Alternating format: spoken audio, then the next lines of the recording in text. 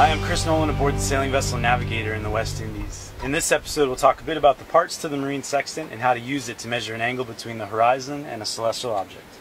The first thing to do is familiarize ourselves with the sextant itself. The marine sextant is a device used for measuring angles between two objects in the sky. It's nothing more than a glorified protractor. But in order to understand the concepts of celestial navigation and the sextant itself, we'll have to take a closer look at the parts to the device. The telescope enables the user to get an amplified view of objects. The shades come in various magnitudes and are used to dim bright objects such as the sun and the moon. The way the sextant actually works is by moving two mirrors in relation to each other. The index mirror moves while the horizon mirror does not. There are two ways to move the index mirror. The first is with the squeeze trigger on the index arm for gross adjustments. The second is with the micrometer drum, which is used for fine adjustments. Let's take a closer look at how to read the sextant. This sextant is set to 0 degrees and 0.0 minutes. Note that 0 is not all the way back on the sextant. A very small adjustment gets the sextant to 0 degrees and 1.0 minutes. 1 minute of arc on the sextant equates to 1 mile of accuracy in measurement on a chart. This is 0 degrees and 30.0 minutes. Note that the degree reading is noticeably not 0 anymore. Let's zoom in even a little bit further. Every sextant is a bit different, but as the micrometer drum turns, you can see the degrees change slowly. And you can get even more precise, down to the 10th of a minute in fact. In reality, this is far greater than the human eye can distinguish. In order to read the tenths on this sextant, you note which decimal on the vernier scale on the right most closely matches the hash mark on the left. Watch as we progress through the decimals. This is 0.2, 0.4, 0.6, 0.8, and 1.0.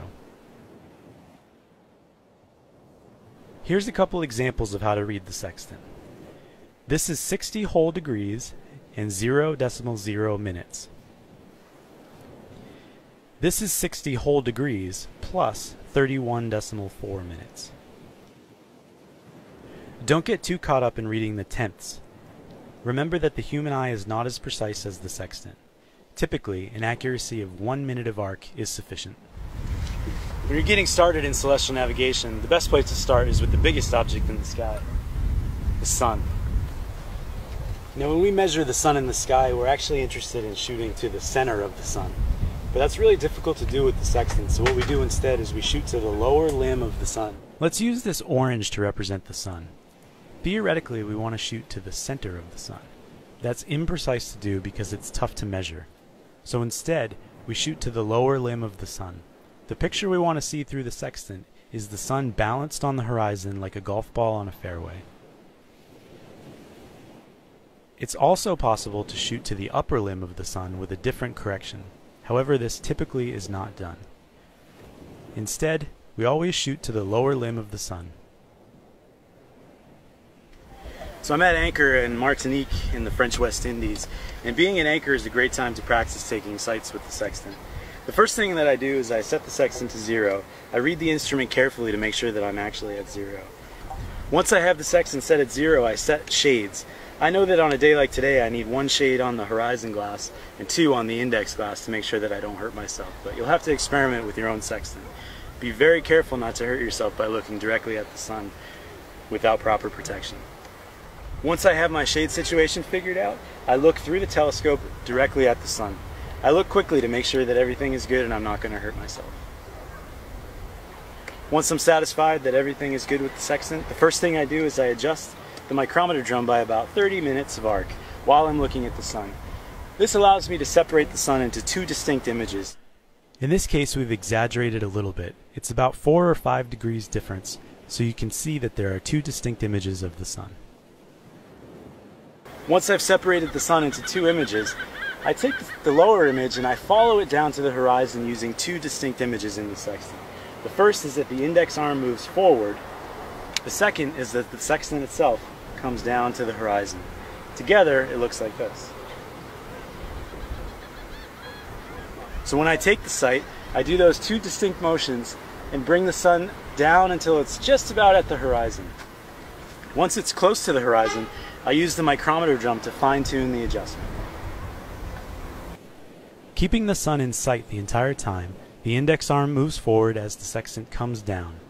We get the sun as close to the horizon as possible. Once I've got the sun pretty much there and I've adjusted it with the micrometer drum, the last step is to swing the sextant in an arc while adjusting the micrometer drum so that the sun pitches an arc through the image and touches the horizon at the very bottom of the arc. This ensures maximum accuracy. As the sextant rocks back and forth, the sun traces an arc through the image. We want the lower limb of the sun to touch the horizon at the bottom of the arc. Once I've got it, I note the exact time to the second, read the sextant 2 or 3 times to make sure I didn't make a mistake, and do some calculations. There's a couple other ways to take the sights that you may have been taught or seen people doing. One way is to pre-calculate how high the sun should be or make a logical guess. Set the sextant to that angle and then simply sweep the horizon until you're close. Once you get there, you adjust with the micrometer drum, swing the sextant back and forth until you have it exactly right, and then record your time and measurement. Another way to do it is to invert the sextant by turning it upside down. What that enables me to do is instead of bringing the sun down to the horizon, I bring the horizon up to the sun. That way it tends to be a little bit more complicated for beginners, but it's out there if you need it. Either way, the important thing is to note the exact angle and the exact time to the second that you measured that angle. The actual act of measuring a celestial body is probably the most important aspect of celestial navigation. It's where the most common errors occur. So the good thing is you can sit at anchor or sit at home on a winter's day and practice taking measurements to your heart's content. You can use the horizon at a beach, or you can purchase or create an artificial horizon and use it at home so that you can practice enough so that when you're at sea your measurements are second nature. In this episode we've talked a bit about the parts of the marine sextant and how to use it to measure an angle to the sun. Practice the techniques you've learned, refer to the notes at the bottom of this lesson, and when you're ready, we'll move on.